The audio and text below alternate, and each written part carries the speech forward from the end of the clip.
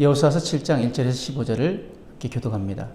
이스라엘 자손들이 온전히 바친 물건으로 말미암아 범죄하였으니 이는 유다 지판 세라의 증손 삽디의 손자 갈미의 아들 아간이 온전히 바친 물건을 가졌음이라. 여호와께서 이스라엘 자손들에게 진노하시니라. 여호수아가 여리고에서 사람을 베델 동쪽 베다엔 곁에 있는 아이로 보내며 그들에게 말하여 이르되 올라가서 그 땅을 정탐하라 하며 그 사람들이 올라가서 아이를 정탐하고 여호수아에게로 돌아와 그에게 이르되 백성을 다 올라가게 하지 말고 2-3천 명만 올라가서 아이를 치게 하소서. 그들은 소수이니 모든 백성을 그리로 보내어 수고롭게 하지 마소서 하므로 백성 중 3천 명쯤 그리로 올라갔다가 아이 사람 앞에서 도망하니 아이 사람이 그들을 36명쯤 쳐 죽이고 성문 앞에서부터 스바림까지 쫓아가 내려가서 비탈에서 쳤으므로 백성의 마음이 녹아 물같이 된지라.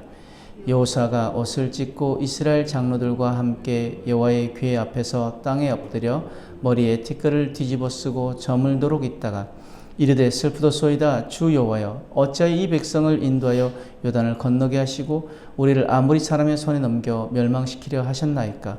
우리가 요단 저쪽을 만족하게 여겨 거주하였다면 좋을 뻔하였나이다. 주여 이스라엘이 그의 원수들 앞에서 돌아섰으니 내가 무슨 말을 하오리이까.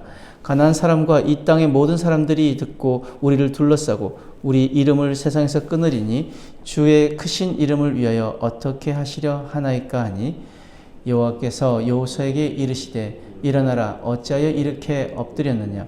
이스라엘이 범죄하여 내가 그들에게 명령한 나의 언약을 어겼으며 또한 그들이 온전히 바친 물건을 가져가고 도둑질하며 속이고 그것을 그들의 물건들 가운데 두었느니라. 그러므로 이스라엘 자손들이 그들의 원수 앞에 능히 맞서지 못하고 그 앞에서 돌아섰나니 이는 그들도 온전히 바친 것이 됨이라. 그 온전히 바친 물건을 너희 중에서 멸하지 아니하면 내가 다시는 너희와 함께 있지 아니하리라. 너는 일어나서 백성을 거룩하게 하여 이르기를 너희는 내일을 위하여 스스로 거룩하게 하라. 이스라엘의 하나님 여호와의 말씀에 이스라엘아 너희 가운데 온전히 바친 물건이 있나니 너희가 그 온전히 바친 물건을 너희 가운데서 제하기까지는 내 원수들 앞에 능히 맞서지 못하리라. 너희는 아침에 너희 지파대로 가까이 나아오라. 여호와께 뽑히는 그 지파는 그 족속대로 가까이 나아올 것이요 여호와께 뽑히는 족속은 그 가족대로 가까이 나아올 것이요 여호와께 뽑히는 그 가족은 그 남자들이 가까이 나올 것이며 함께 있습니다. 온전히 바친 물건을 가진 자로 뽑힌 자를 불사르되 그와 그의 모든 소유를 그리하라.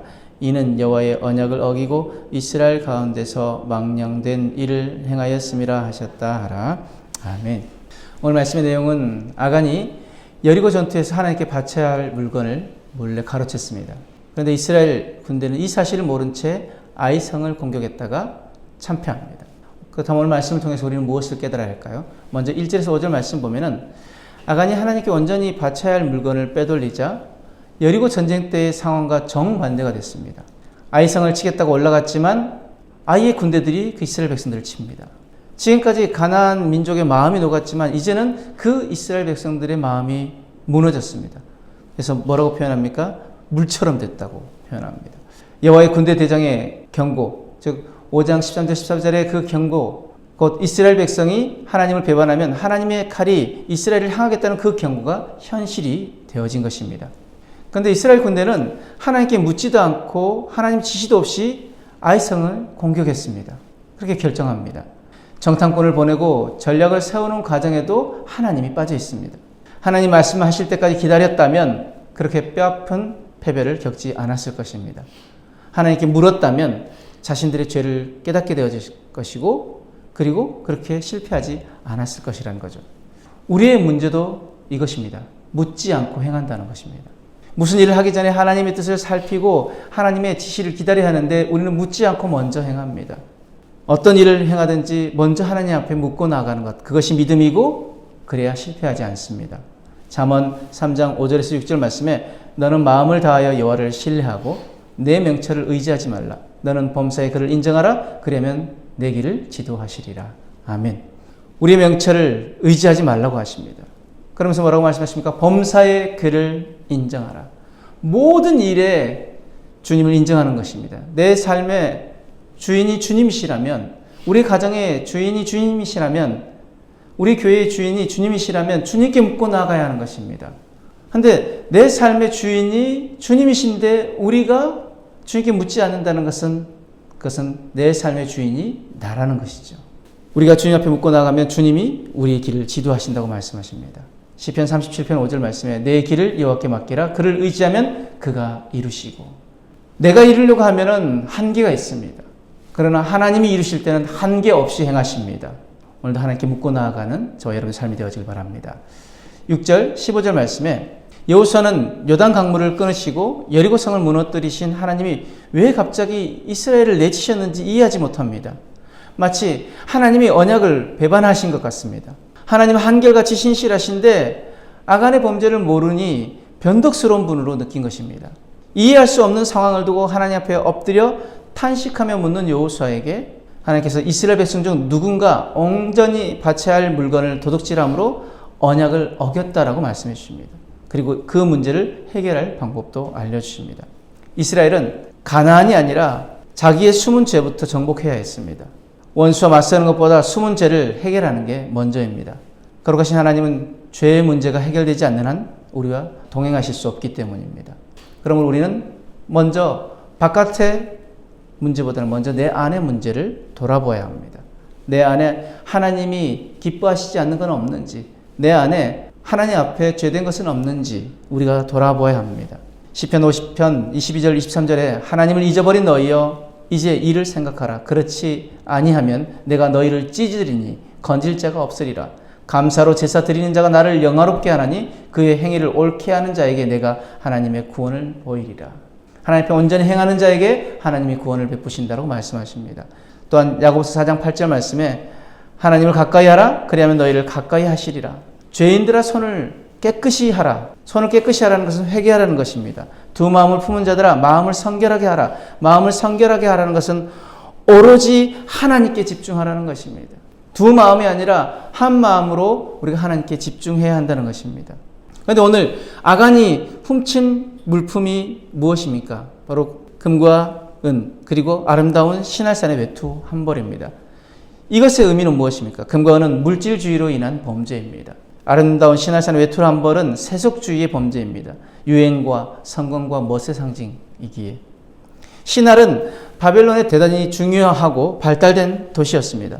바벨론은 우리가 잘 알고 있듯이 주전 586년 이스라엘을 정복한 나라입니다. 그 바벨론의 물건은 굉장히 뛰어났습니다. 유행의 첨단을 갖고 있었고요. 화려함의 극치였고 부의 상징이고 성공의 상징이었습니다. 그러므로 물질주의와 세속주의, 이것은 무엇입니까? 바로 세상을 더 사랑하는 것입니다. 세상을 더 중요하게 여기는 것입니다. 하나님보다 앞선 것, 하나님보다 사랑하는 것은 죄입니다. 우리는 물질주의와 세속주의가 아니라 하나님 우선주의로 살아야 할 줄 믿습니다. 그럼 물질주의와 세속주의는 무엇으로부터 옵니까? 탐욕으로부터 옵니다. 우리 생활에서 이 탐욕의 뿌리를 뽑아야 하는데 십계명에 뭐라고 말씀하셨습니까? 탐내지 말라고 말씀하셨죠. 이 탐내지 말라, 즉 탐욕은 다른 범죄를 유발하는 근본적인 죄가 되어집니다. 살인, 간음, 도둑질, 거짓 증거는 탐욕으로부터 말미암기 때문입니다. 하나님 베풀어 주시는 삶에 만족하지 못하는 것처럼 그리스도인의 삶을 파괴하는 것은 없습니다.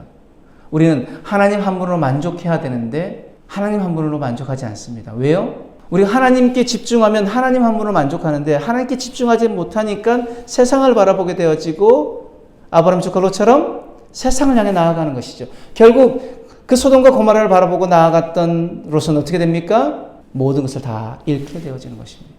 우리는 하나님만 바라봐야 될 줄 믿습니다. 두 마음을 품은 자들아 마음을 성결하게 하라. 두 마음을 품은 자들아 오로지 하나님께 집중하라. 죄인들아 손을 깨끗하게 하라. 죄인들아 회개하라. 우리가 회개함으로 온전히 하나님께 집중함으로 하나님이 기뻐 받으시는 우리의 삶이 되어야 될 줄 믿습니다. 그럼 우리는 이렇게 결단해야 합니다. 그동안 하나님께 묻지 않고 내 생각과 판단으로 내 앞에 일들을 처리했던 것을 회개합니다.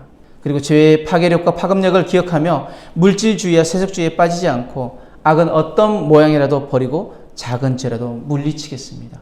이렇게 오늘 우리가 결단하며 나가길 원합니다. 오늘 두 가지 결단, 내 생각 판단대로 내 앞에 일들을 처리했던 것 하나님께 묻지 않고 내 마음대로 결정했던 것을 회개하며 그리고 악은 어떤 모양이라도 버리고 작은 죄라도 물리치겠다고 결단하며 나아가는, 그래서 하나님이 기뻐하시는 삶으로, 하나님이 온전히 우리와 동행하실 수 있는 삶으로 나아가는 저와 여러분들의 삶이 되어지길 주님으로 축복합니다. 아멘.